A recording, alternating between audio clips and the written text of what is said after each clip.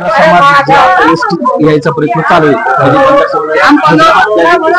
आम्हाला एसटी आरक्षण द्या, परंतु हा आमच्यावर अन्याय होतो. ऑलरेडी जे आरक्षण आहे त्याला आरक्षण कशासाठी, म्हणजे दोन समाजामध्ये ढवळाढवळ अशा प्रकारचा प्रकार चालू आहे. आम्हाला आमच्या हक्क ह्याच्यासाठी सर्व अबाधित राहते. आम्ही पण विरोध रस्त्यावर आम्हाला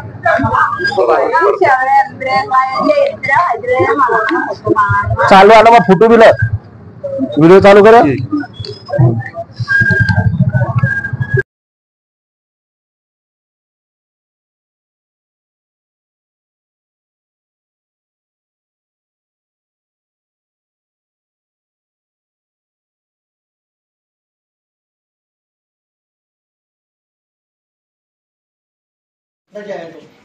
फोटो भी लेता हूँ हाँ.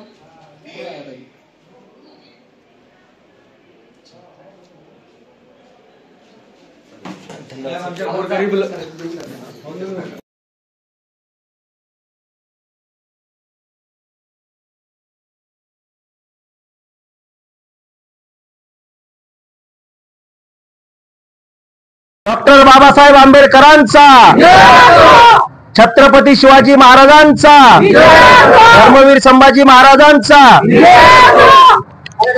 ओके आमच विरो खाली चालू तुझीला कट करीन डबल व्हिडिओ. आज आम्ही सर्व समाज बांधव इथं उपविभागीय अधिकारी यांना निवेदन देण्यासाठी आलो आहोत. जो बंजारा समाजाचा जो प्रयत्न चालू आहे एसटी मध्ये घुसखोरी करण्याचा, तो प्रयत्न हाणून पाडण्यासाठी आज आम्ही सर्व समाज बांधव ताकदीने, आज फक्त छोट्या संख्येत आहेत ज्यांना ऑलरेडी आरक्षण आहे त्या लोकांनी मुद्दामून ढवळाढवळ आणि आमचं आरक्षण घेण्याचं काही बाबच नाही. ज्यांना ऑलरेडी आरक्षण आहे, परंतु त्यांचं म्हणणं असं आहे की हैदराबाद गॅजेटनुसार जे कुणबी मराठा नोंदी ज्या सापडल्या त्याच नोंदीनुसार बंजारा समाज सुद्धा हा एसटी मध्ये आहे. परंतु ह्या सर्व चुकीच्या बाबी, याला घटनात्मक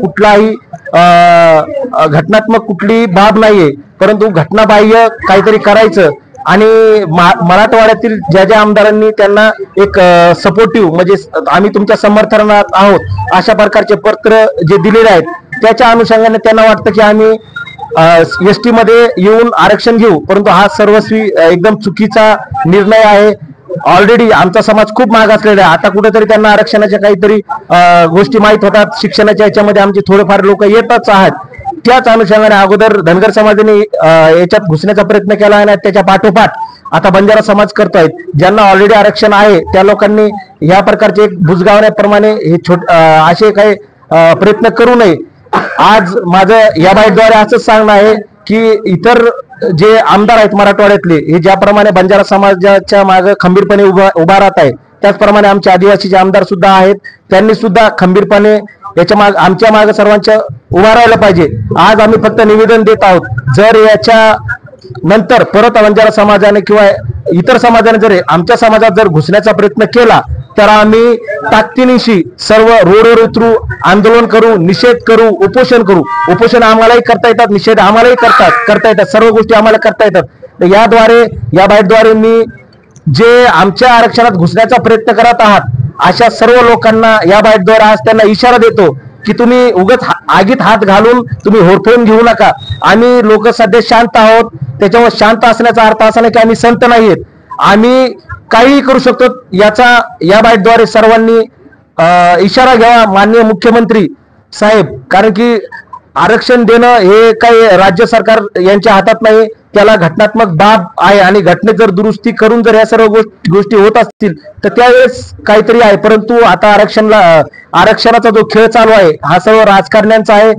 काहीतरी स्टंटबाजी करून काहीतरी मताचे राजकारण करायचंय, त्याच्यामुळं ह्या प्रकारचा छोटा मोठा खेळ चालू आहे.